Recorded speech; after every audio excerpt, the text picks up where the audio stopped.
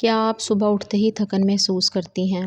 کیا لگتا ہے جیسے جسم میں جان ہی نہ ہو اور لوگ آپ کو دیکھ کر کہتے ہیں کہ آپ بیمار لگ رہی ہیں؟ اگر ہاں تو آج کی ویڈیو آپ کے لیے ہے۔ السلام علیکم my YouTube family, welcome back to my YouTube channel. امید ہے اب سب خیریت سے ہوں گے۔ الحمدللہ میں بھی بالکل ٹھیک ہوں۔ آج ہم بات کریں گے خواتین کی ہر وقت کی تھکاوٹ، سستی اور غنودگی کے بارے میں۔ اور یاد رکھیں یہ صرف آپ کا مسئلہ نہیں ہے بلکہ آج کل ہر دوسری عورت اس سے گزر رہی ہے۔ تو ویڈیو کو آخر تک ضرور دیکھنا ہے کیونکہ ہو سکتا ہے آپ کی اصل وجہ انہی پوائنٹس میں چھپی ہوئی ہو۔ اگر آپ لوگ چینل پر نئے ہیں تو اس کو سبسکرائب کر دیں اور نوٹیفیکیشن بٹن کو بھی آن کر دیں۔ تو آپ چلتے ہیں اپنے ٹاپک کی طرف۔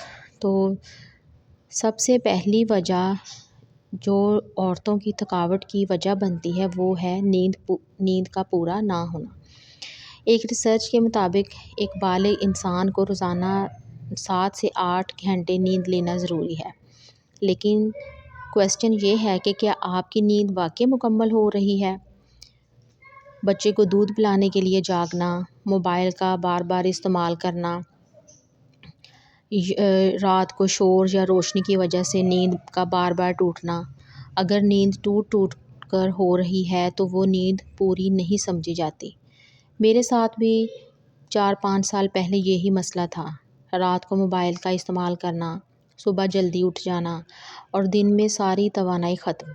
پھر میں نے موبائل جو تھا نا اس کو رات کو بند کرنا شروع کر دیا اور یقین کریں کہ میری انرجی کا جو لیول تھا وہ بالکل بدل گیا۔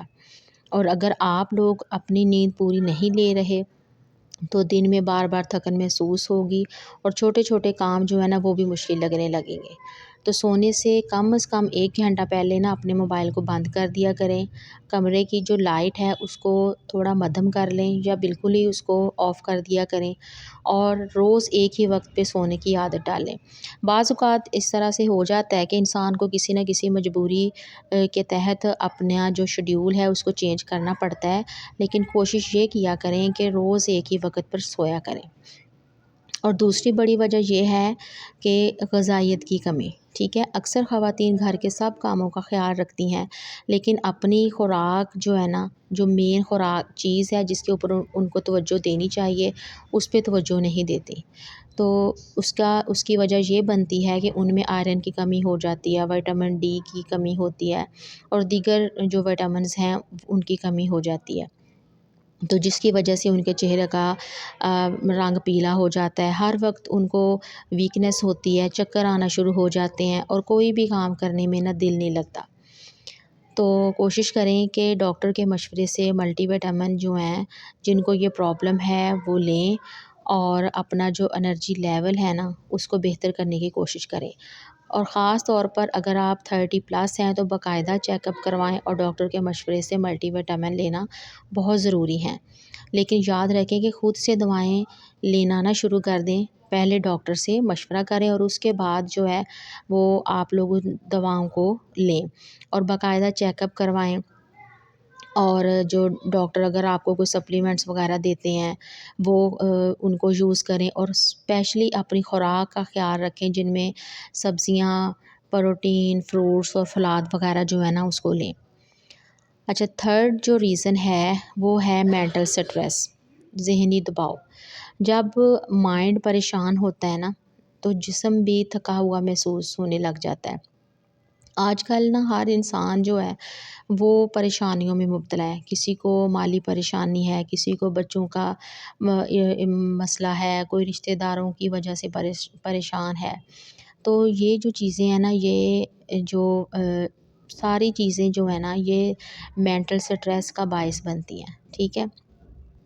میں نے بھی بہت دفعہ یہ فیل کیا کہ جب دماغ دباؤ میں ہوتا ہے تو جسم بھی تھک جاتا ہے اور چھوٹے چھوٹے کام جو ہے نا وہ بھی مشکل لگنے لگ جاتے ہیں۔